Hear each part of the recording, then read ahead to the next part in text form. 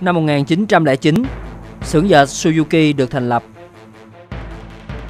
Năm 1920, công ty Suzuki chính thức được thành lập. Năm 1952, sản xuất xe đạp điện. Năm 1961, sản xuất xe tải Suzuki Light Carry đầu tiên. Sản lượng Suzuki cung cấp cho thị trường toàn cầu đạt 2.857.000 xe trong năm 2013.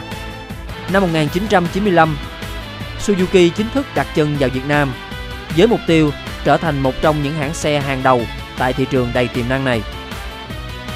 Việt Nam Suzuki là công ty có 100% vốn đầu tư từ Nhật Bản, mang đến những sản phẩm chất lượng và đáng tin cậy cho người tiêu dùng Việt Nam.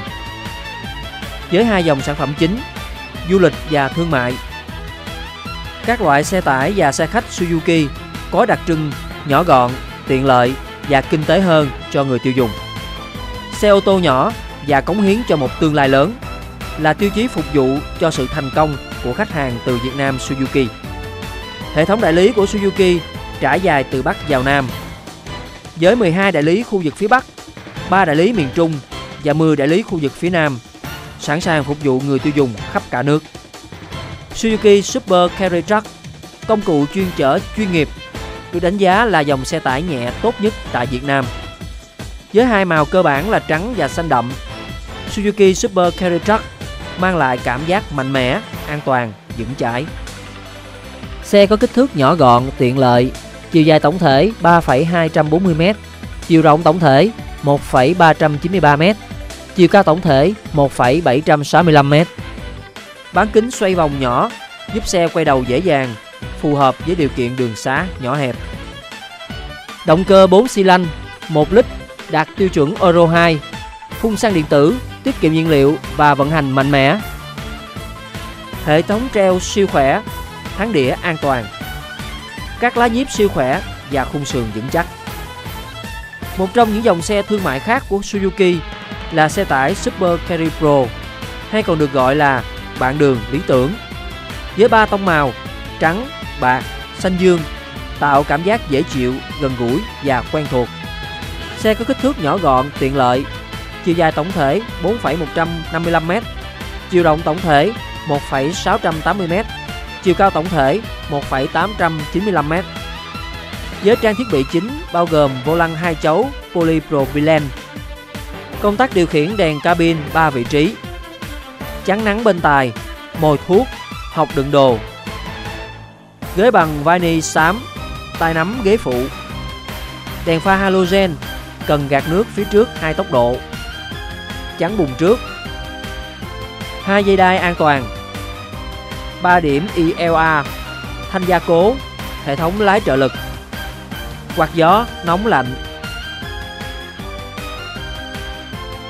anten, CD, radio, MP3. Bên cạnh đó, xe còn có những tiện ích làm hài lòng mọi mong đợi của khách hàng. Đệm bước chân và tay nắm hỗ trợ giúp việc ra vào cabin được dễ dàng. Ngăn chứa đồ thuận tiện với hộc đựng đồ và ngăn đựng cho tài xế có thể chứa những vật dụng nhỏ nằm trong tầm với. So với các loại xe tải Trung Quốc, xe thô sơ, xe tải Suzuki với công nghệ và chất lượng Nhật Bản sẽ mang lại nhiều lợi ích kinh tế cho người sử dụng, như chở được nhiều hàng hóa hơn, tiết kiệm nhiên liệu, phụ tùng thay thế chính hãng, độ bền lên đến 25 năm, chính sách và dịch vụ hậu mãi rộng khắp toàn quốc. Thùng xe Super Carry Pro giúp tôi tháo dỡ hàng hóa một cách dễ dàng vì có thể linh hoạt mở ra từ 3 phía và hơn nữa là chứa được rất nhiều hàng hóa.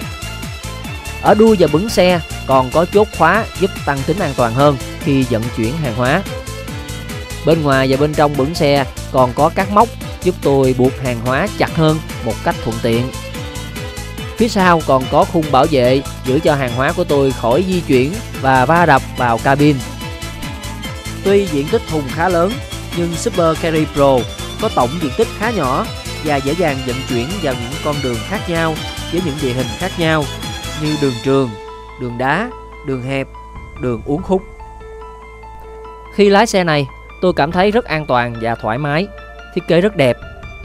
Bảng điều khiển thiết kế bắt mắt theo kiểu xe du lịch với ngăn chứa vật dụng và hộc đựng đồ được sắp đặt thông minh, giúp nâng cao hiệu quả sử dụng.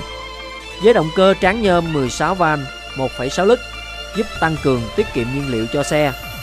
Hệ thống giảm sóc nhẹ và chắc chắn đặc biệt an toàn khi phanh gấp.